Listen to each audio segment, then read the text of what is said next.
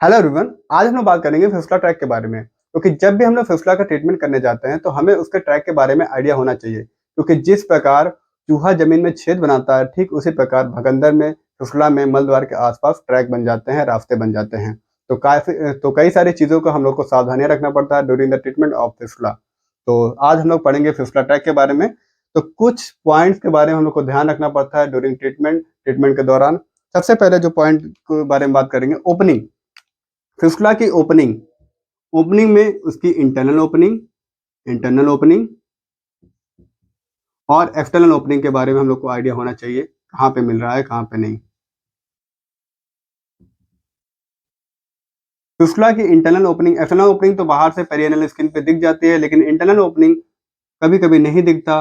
कभी कभी high anal fistula होता है तो काफी डीप में रहता है, लो एनल में दिख जाता है। तो हमें ओपनिंग के बारे में ध्यान रखना है, इंटरनल ओपनिंग और एक्सटर्नल ओपनिंग फिस्टुला में मिल रहा है कि नहीं। क्योंकि फिस्टुला का जो डेफिनेशन ही है, बताया गया है, fistula is abnormal communication between two epithelial surfaces के बीच में अबनॉर्मल कम्युनिकेशन होता है, जिसे हम लोग कहते हैं फिस्टुला। जो इंटरनल ओपनिंग होती है वो एनल कैनाल के अंदर पाई जाती है, एक्सटर्नल ओपनिंग जो होती है वो पेरी एनल स्किन के आसपास पाई जाती है। दूसरा बात करेंगे हम लोग ट्रैक के बारे में।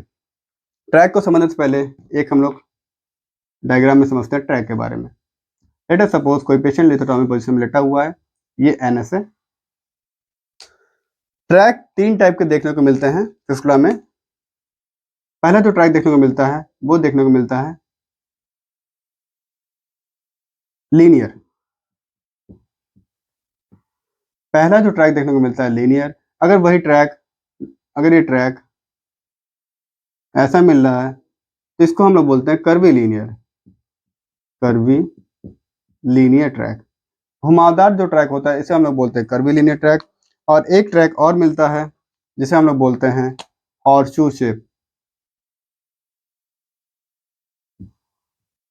Horseshoe shape horseshoe shape fistula. और ये हॉर्सशू शेप एंटीरियर साइड है, एंटीरियर है कि पोस्टीरियर है। एंटीरियर यानी इधर ऊपर की तरफ, यहाँ पे ऐसे ट्रैक बनता है, इसे बोलते हैं horseshoe shape. Horseshoe shape fistula भी इसे कहते हैं हॉर्सशू शेप। ये ऊपर की तरफ ऐसे एंटीरियर एस्पेक्ट में और ये नीचे की तरफ ऐसे बन जाता है, इसे हम लोग बोलते हैं हॉर्सशू शेप। बिल्कुल घोड़े के नाल की तरह ये ट्रैक बनता है।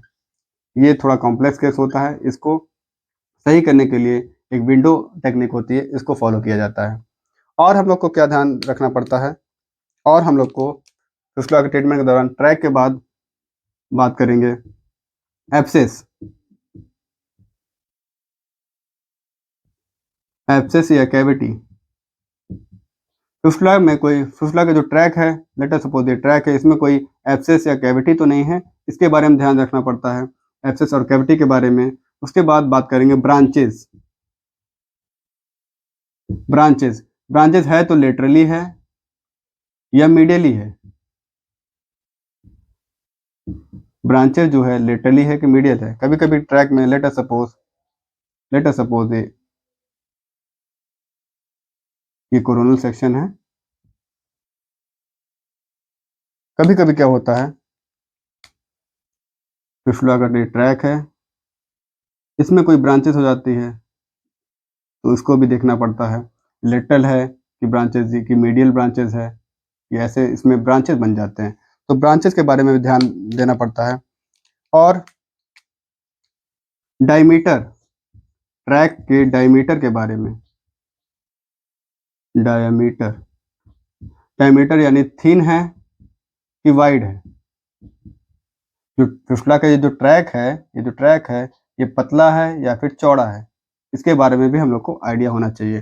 तो ट्रैक के बारे में linear, curvy linear, horse shape, कोई एब्सेस या कैविटी तो नहीं ट्रैक में, कोई ब्रांचेस तो नहीं, ब्रांचेस है तो लेटरली है कि मिडली है, डायमीटर के बारे में, थिन है कि वाइड है।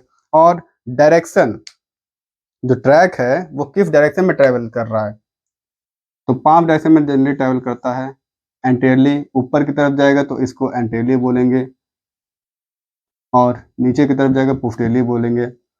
एंटीरियरली, पोस्टीरियरली, सुपेरियरली ऊपर की तरफ जाएगा, लिवेटर या नई मसल की तरफ जाएगा ऊपर की तरफ।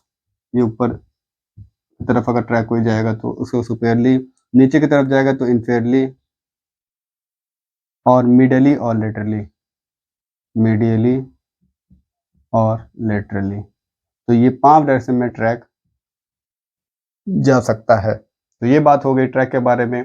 अगर आपको फिफ्थ को 100% सही करना है तो ये सारे पॉइंट्स ओपनिंग के बारे में, ट्रैक के बारे में, डायरेक्शन के बारे में, एक्सेस के बारे में, ब्रांचेस के बारे में, डायमीटर के बारे में, ये सारी चीज़ों के बारे में आपको पता होनी चाहिए, तभी आप 100% फिफ्थ को क्योर कर सकते हैं। Thank you so much for watching. मिलते हैं अगले वीडियो में।